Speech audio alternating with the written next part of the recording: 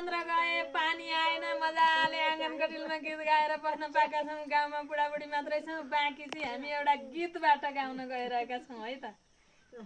पोलेर खानी हो दुधिला मकै सानो हो दुधिला मकै चुड्दै बुड्दै खानी गयो